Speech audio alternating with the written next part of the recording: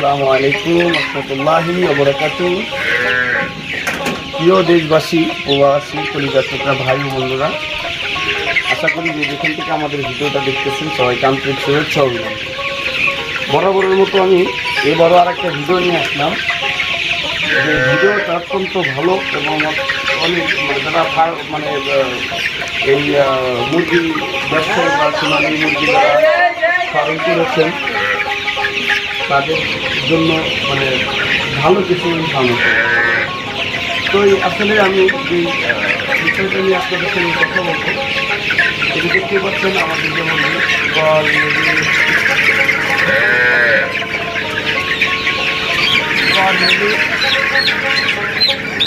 এটা সবচেয়ে ছোট মুরগি, 400 গ্রাম হয়েছে। দেখতে পাচ্ছেন মুরগিটা। তো আমাদের যে এই মুরগিটা এই পর্যন্ত করতে মোটামুটি কত টাকা ইনভেস্টমেন্ট হয়েছে? আমি এই মুরগিটা কিনছিলাম 54 টাকা পিস, একদিনের বাচ্চা।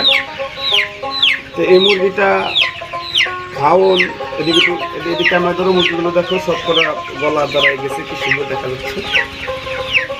তো মূলত আমার এই মুরগিটার পিছনে ভালো কিছু টাকা ইনভেস্ট হয়েছে।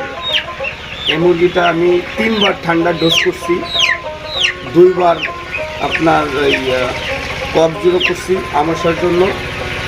তো মোটামুটি মুরগিটা খুব সুস্থ আছে। তো আমার এই মুরগিটা আশা করি 10 দিনের ভিতরে ইনশাল্লাহ বড় হয়ে যাবে। তো আমরা যখন এই মুরগিটা বড় করতাম তখন এই মুরগিটা প্রায় 600-700 গ্রাম কাছে এরকম বড় ভালো বড় হয়ে গেছে আমার মুরগিগুলো। এখন এই মুরগিটা 2 বার 3 বার ঠান্ডার ডোজ করছি, 2 বার আমাশার ডোজ করছি। মোটামুটি এই মুরগির পিছনে অনেক টাকা ইনভেস্ট হয়ে গেছে। তা আমরা যারা যারা আছি তাদের কিন্তু আসলে অনেক লস যায়। লস হওয়ার কারণটা কি? আমাদের এই মুরগিটা, আমি এখানে প্রায় 2000 মুরগি আছে। আমার 2000 মুরগির থেকে মাত্র 50টা মুরগি কাটতে হবে। যদি 50টার বেশি মরে যায় তাহলে কিন্তু আমাদের লাভের অংশটা কি মরে যাবে। সেই জন্য আমাদের এই মুরগিগুলো সর্বোচ্চ টেক কেয়ার করতে হবে যে এই মুরগিগুলো যাতে সম্পূর্ণভাবে সুস্থ থাকে।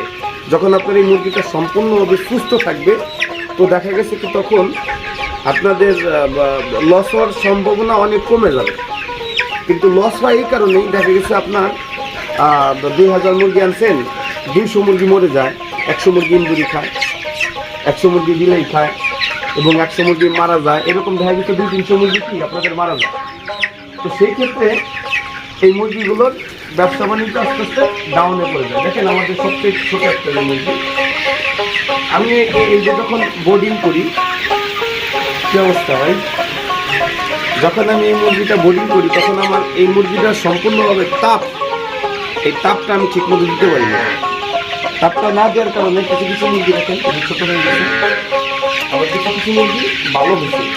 আপনারা আমি যে মুরগিটা দেখালাম যেমন এই মুরগিটা দেখেন আপনার গড় 500 হয়ে গেছে। তো আমি কিন্তু এই